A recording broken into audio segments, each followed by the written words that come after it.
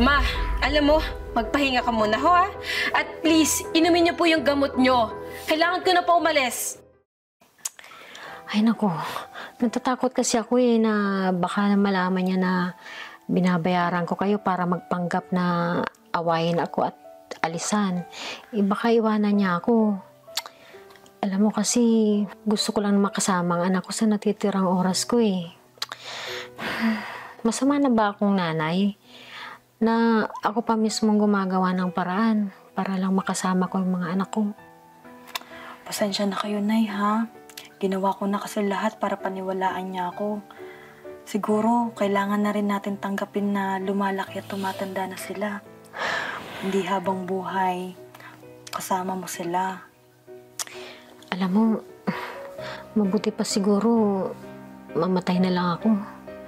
Baka sakaling makita ko yung mga anak ko na magkakasamang muli. Naku, wag ko kayo magsasalita ng ganyan, Nay. Sa totoo nga po niyan, Ma'am, apakabait ni Nanay sa amin.